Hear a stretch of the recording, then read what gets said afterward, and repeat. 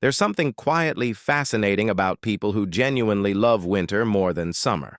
While most people chase sunshine, beach days, and warmth, a smaller group feels more alive when the air turns cold, the skies grow gray, and the world slows down. But this isn't just a preference for weather. It often reflects deeper psychological patterns, personality traits, and even how the brain responds to the environment. Think about it. Summer is loud, it's social, it demands energy. There's pressure to go out, to be active, to enjoy every sunny moment. Winter, on the other hand, invites stillness. It gives permission to slow down, and for certain minds, that's not just comforting, it's essential. People who prefer winter often score higher on introversion. Not necessarily shy, but internally focused. They recharge in calm environments rather than crowded, high-energy settings. Winter naturally creates that atmosphere. Fewer social expectations, quieter surroundings, and longer nights align perfectly with how introverts restore their mental energy.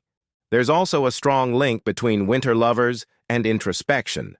Cold weather encourages reflection. When the world outside becomes less stimulating, attention shifts inward. People who enjoy thinking deeply, analyzing life, or engaging in creative work often find winter to be their most productive and meaningful season. You'll also notice that many winter-preferring individuals are drawn to activities like reading, writing, music, or long periods of focused work. These are not summer activities. Summer pulls attention outward, toward movement, socializing, and noise. Winter pulls it inward, toward depth and focus. Another interesting factor is sensory sensitivity. Some people are more sensitive to heat, noise, and overstimulation. Summer can feel overwhelming. Bright light, loud environments, constant activity. Winter reduces that sensory load. Cooler temperatures, softer lighting, and quieter surroundings create a more comfortable experience for those who are easily overstimulated. There's also a psychological concept called stimulus preference.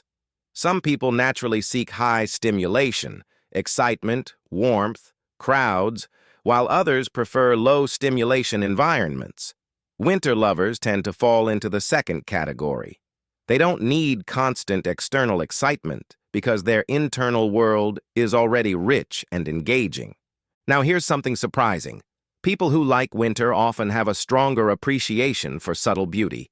They notice things others overlook: the quiet of snowfall, the stillness of early mornings, the calm of a cloudy sky. Their brains are wired to find meaning and comfort in minimalism rather than intensity. Emotionally, winter can also feel safer for some individuals. Summer often brings social comparison, body image, lifestyle pressure, vacations, social media highlights. Winter reduces that pressure. People dress more comfortably, spend more time indoors, and shift focus away from appearance and toward experience. There's also a connection between winter preference and emotional depth. This doesn't mean winter lovers are sad, but they are often more comfortable with complex emotions. Winter's darker atmosphere can feel validating rather than depressing. It matches their internal emotional landscape, making them feel understood instead of out of place. In contrast, people who dislike winter often struggle with the reduced sunlight and isolation.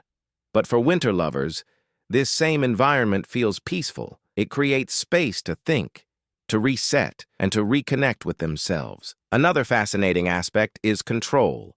Summer can feel unpredictable: heat waves, busy schedules, constant movement. Winter, especially indoors, feels more controlled. You choose your environment: warm room, cozy blanket, quiet space. That sense of control can be psychologically comforting. There's also a strong link between winter preference and creativity. Many artists, writers, and thinkers report being more productive in colder months. Why? Because winter removes distractions. Fewer social obligations mean more time for deep work. The brain shifts from reactive mode to reflective mode, which is where creativity thrives. Biologically, some people are simply wired differently. Their bodies regulate temperature in a way that makes cooler environments more comfortable. They may feel physically drained in heat, but energized in cold. This isn't just psychological, it's neurological and physiological. Another key factor is nostalgia. For many winter lovers, the season is tied to strong emotional memories, holidays, family time, quiet evenings, or moments of peace. These associations create a positive emotional response whenever winter returns. And then there's the concept of coziness, often referred to as hygge in some cultures. Winter creates the perfect environment for this feeling. Warmth inside while it's cold outside, soft lighting, comfort, and stillness. People who value emotional comfort over external excitement naturally gravitate toward this. Interestingly, winter lovers are often more comfortable being alone, not lonely, but alone. They don't rely heavily on external validation or constant social interaction. Winter supports this independence by normalizing solitude.